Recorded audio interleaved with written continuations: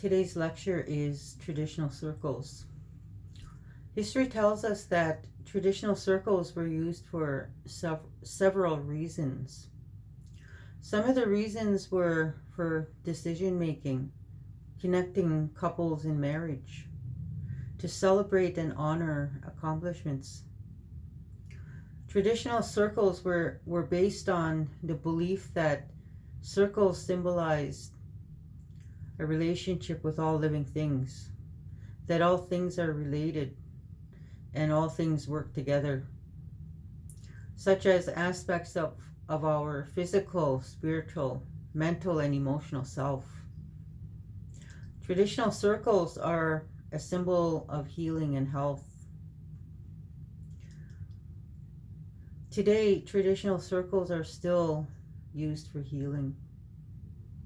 Because of colonization, our ways of knowing have been damaged, although not lost.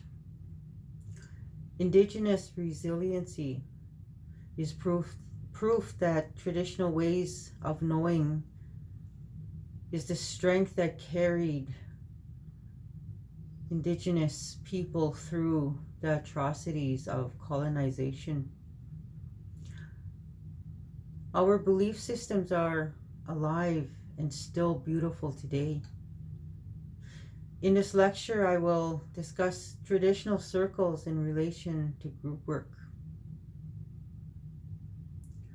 In traditional circles, there are no specific rules. In place of these rules, there are protocols. Values of respect and honor are the guidelines to achieve coherence. Ceremony is the foundation of traditional circles. We must rely on the ceremonies to keep our strength and clear thinking within our traditional circles. We must know our ceremonies. We need to connect with our elders to teach and to support us.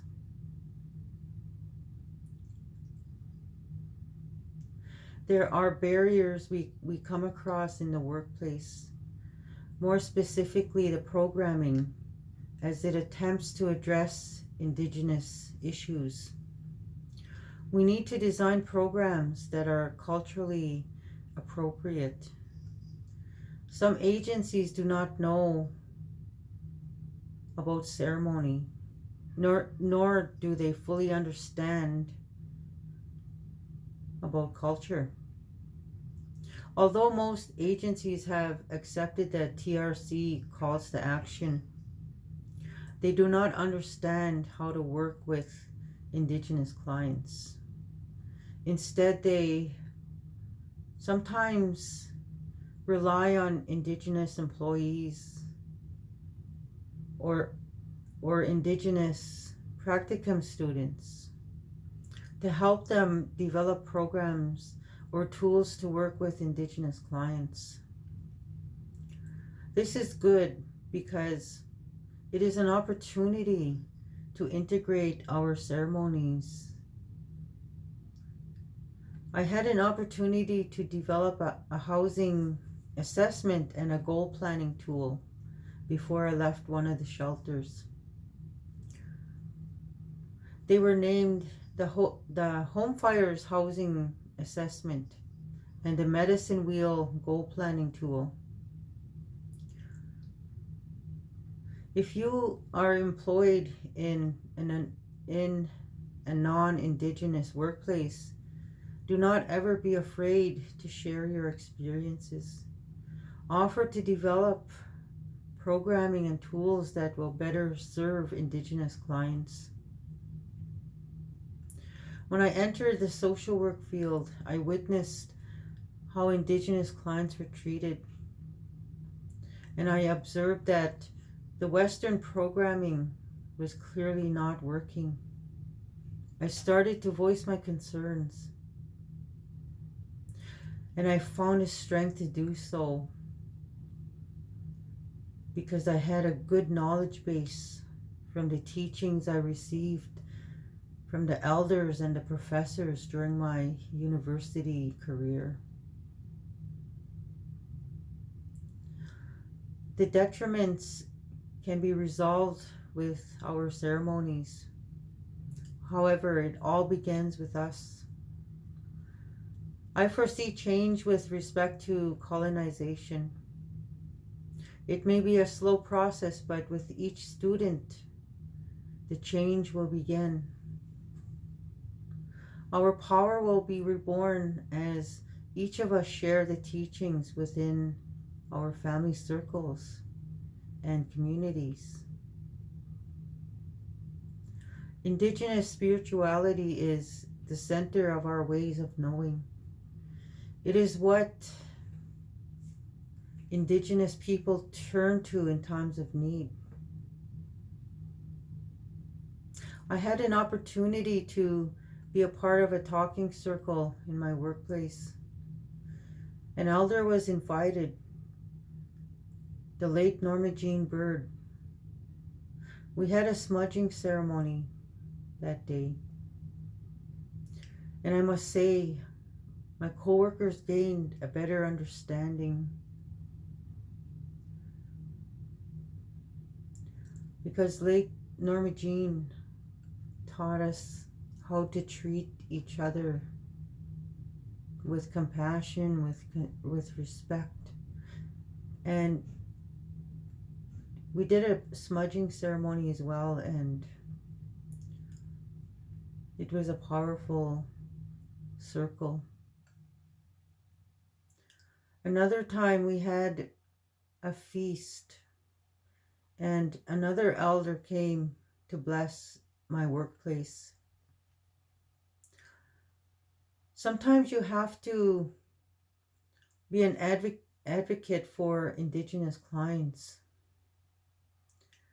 Through ceremony, you will have the strength to do so.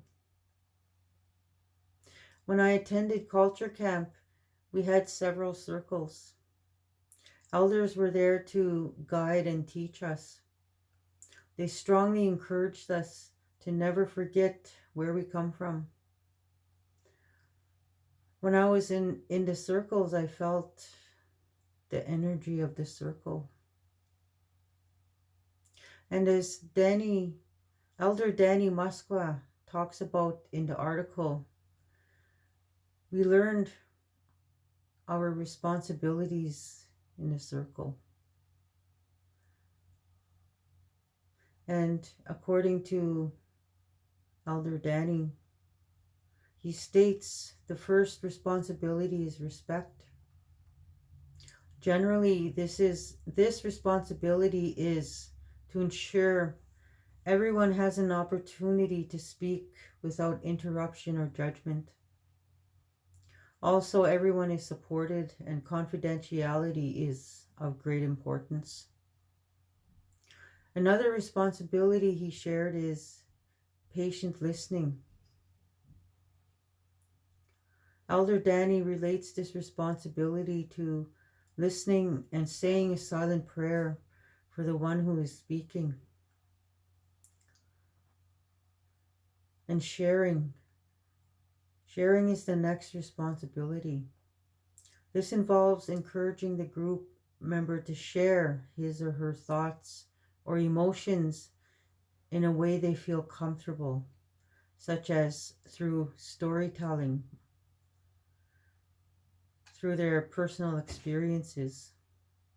And also to keep in mind, some people share through humor, or they may express themselves through humor. And it is okay because it is how they know how to express themselves.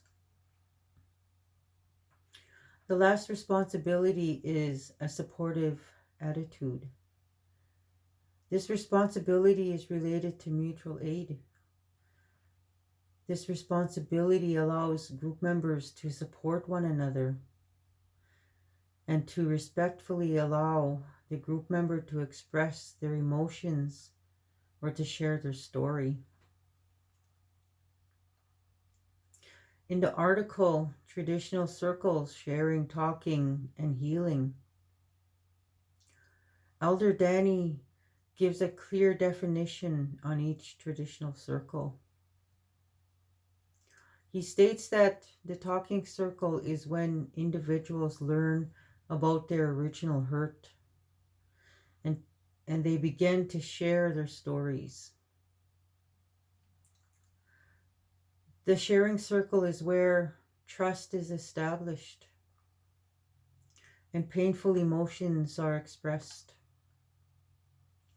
The healing circle is when group members begin to work through their painful memories.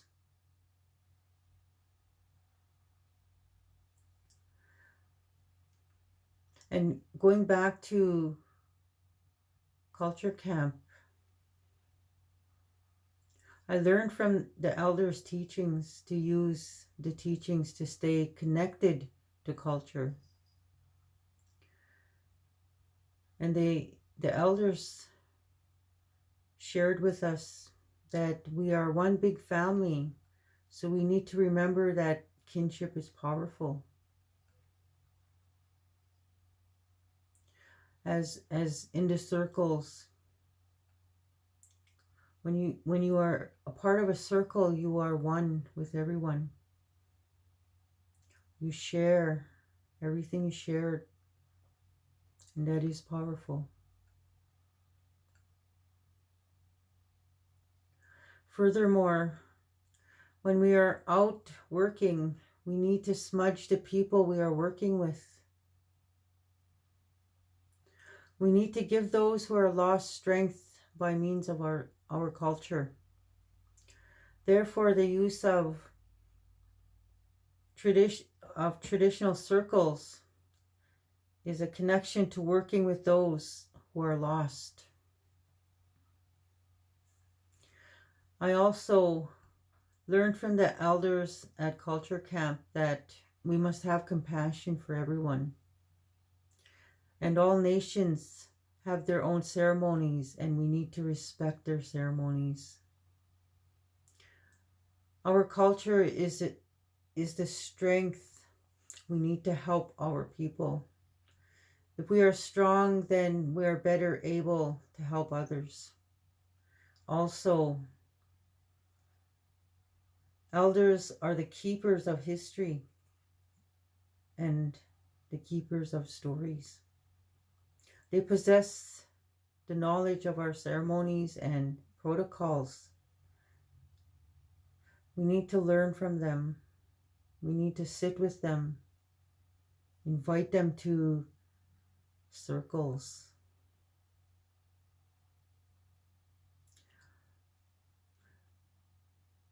From your discussion in the forum, I heard excellent self-care practices and your connections to ceremony. You have an excellent understanding of having ceremony as a foundation in working with individuals, groups, and communities.